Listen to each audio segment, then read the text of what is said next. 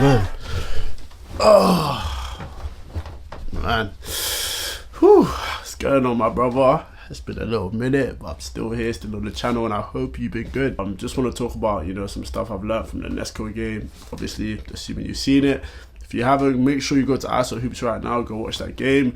Definitely some good bump. A legendary one, if I do say so myself. But yeah, I made this channel. The reason I made this channel was obviously not only to share my content because I enjoy making videos, but obviously to document my journey. And this is a huge part of my journey. It's a big part of my story, and definitely got to talk about it because there's some stuff that you learn from losses.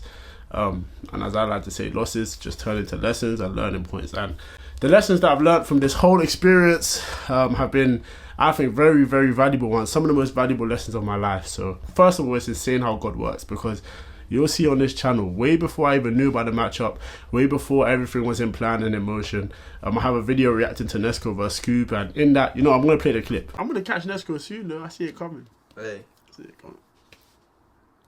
Right now, man. It's just a matter of time. We'll talk about that in the future. So at the point of that clip, I had no idea that I was going to be playing him. It's just crazy how God works, and honestly, it was fun, man. It was obviously he's very respected, considered one of the best players on the scene. So anyway, that all aside, lesson one of my main takeaways: it's alright to care what people think. All the criticism, all the opinions, all the stuff people have to say about you, you don't have to run from it at all. And obviously recently, with the whole J. Lou situation, and obviously now with this, my face and my game have been, portrayed to a whole new audience. And obviously, especially after the last one, a lot of people had a lot to say about me. And even in message requests, I was getting loads of message requests, people saying, anonymous accounts kind of dissing me, saying, oh, you're shit, you're this, you're that, questioning sometimes me as a man and my character. And all of that is, okay, it's all noise. They'll tell you just ignore it, just block it out, whatever, cool. And obviously, as they announced this Nesco game, there was a lot of opinions. And to be honest, there was only a few of my, my close friends that actually, supported me and said, nah, he has a chance to win this regardless. And the crazy thing is, I collabed on the post, so I saw every comment. Every comment was a notification. Every person saying Nesco 30-0, Nesco 90-8, Nesco's gonna kill this guy, he's buns, he's shit, he's terrible, he's that. And the lesson I learned is that you don't have to run from that. You don't have to hide from people's opinions. You don't have to block it out. You don't even have to ignore it. Instead of me going dark on social media, instead of me kind of running from it and, blocking out the noise, as they say, I listened to every bit of it. And what I previously thought the smart thing was to do is to ignore it, is to, brush it off and act like it doesn't exist. But I now learned that, what? There's so much power in facing stuff. Even though you might get beat up, even though you might not win, if you choose to face something, if you choose to attack it, then you're at least sending a message to your mind that this thing doesn't control me. I'm not scared of this thing. So what I'm saying is, people's opinions and people doubting you and people swaying from one side to the other, brother, embrace it, face it. When you do face it, what also happens is you'll face it the same way you face the work, the same way you face the discipline, the same way you face the long nights and the early mornings. If you face the criticism the same way you face the work to prove them wrong, then I promise you're going to prove yourself right. Because there will be a part of you that will say, okay, maybe they're right. You know what I'm saying? Maybe I'm not the chosen one. Maybe all these people that are questioning me, maybe they have a point. But when you face the work and the discipline, you'll also be able to say, I've built an even bigger part of me that says, maybe they're wrong. Maybe I am chosen. Maybe all the work that I put in is going to show. Maybe I'm unstoppable. Maybe I'm still the king. And you know what? In that game, this exact thing happened. Because I didn't run from nothing. And you know what? Sure enough, he went on his run, as I'm sure you've seen. He started hitting shots. He started making plays, talking to the crowd, getting all confident. And I was down. And you know what? Because I'm human, there was a part of me that said, maybe they're right. Maybe this guy is different. Maybe he's chosen. Maybe I'm not really as good as I thought I was. But there was an even bigger part of me that said, maybe they're wrong. Maybe I'm still the fucking king. Maybe just because he went on a run, I can go on mine too. Maybe I'm still unstoppable. Maybe I'm still the guy that I think I am. Maybe all the work that I put in is going to pay off in this moment. And sure enough, I was right. Every notification that was hating on my game, every person that said I was shit, every person from the UK who thought, I didn't even deserve the matchup, it was all fuel. And that's what I'm telling you. You don't have to block things out all the time. Sometimes there's a little bit of truth in the criticism and you use that to make you stronger, because that's how you become an unstoppable person. Taking the stuff people say, taking the criticism, taking the hate, and using it to propel you to greatness. And it's never been about proving it wrong.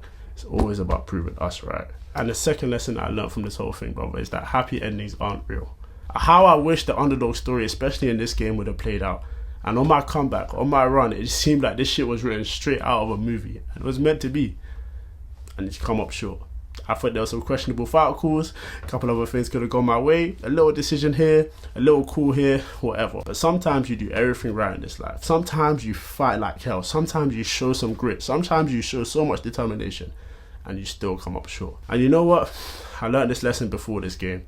I learned it the hard way. Because, as you guys know, I lost one of my brothers, my boy DJ, and I'm going to talk about how we used to envision this thing. We used to call it 5 years. We used to call it our 5 years. Our 5 years. No matter what, we believed in our mind that in 5 years we were going to get to where we wanted to go. We used to always say that. We envisioned a lot of things.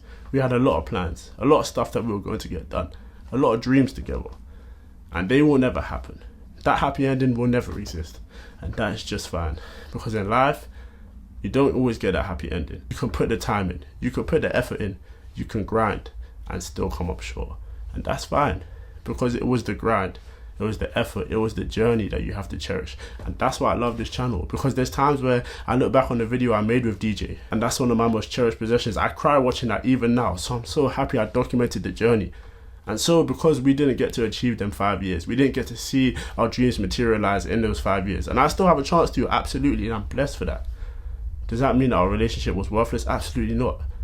What we have to cherish, brother, what we have to cherish is the journey. That's literally all we have. We don't have the result. You don't have that win. You don't have that dream. It don't even exist. What you think it's going to feel like to get all the stuff you want, the money, the material possessions, the family success, the relationship, brother, it's not real. It's all in your mind. All you have is right now, brother. Literally. And what I'm saying is that in that game, to bring it back to what we're doing here, in that game, I felt like, you know what, even though I was down, I'm just fine. You can't fuck with me. I'm going to win this. I put the time in, I put the work in, and trust me, I put a lot of sacrifice in, as you will on your journey. And you will still come up short. But does that mean that you don't cherish the journey? Fuck no. It's the journey that makes you who you are. It's the journey that makes you feel pride. It's the journey that makes you look at where you started and where you are now and say, you know what, I wrote a hell of a fucking story. And so, brother, you can't win them all. And you can't even control the results sometimes. But brother, you can control the story that you're writing. And for me, when I look at the story that I've written up to this point, and thankfully I'm still able to write, bro, I know that the people that are with me right now, they're proud of me regardless. The people on this earth and the people above it. And most importantly, I'm proud of it. And that's my main message to you. Write your story, brother. And be proud of the stuff that you're writing. And don't just be writing just so you can get to this magical last paragraph where you can end with a happily ever after. Because again, that paragraph might not come. And the truth is, brother, your story could end on any page. So every single paragraph that you write, every sentence, every word, make sure that you're enjoying it, brother. Make sure that you're creative with it. Make sure that you're telling a story that you would be proud of. Because one day, brother, your story is going to end. And it might not be on the page that you thought it would be on. And another person is going to pick up that story one day. And they're going to read your story. And I just hope that you're proud of the things that they will read. Because up to this point, I know I am. My brother. What's your hand, ref? Into me, bro. Into me.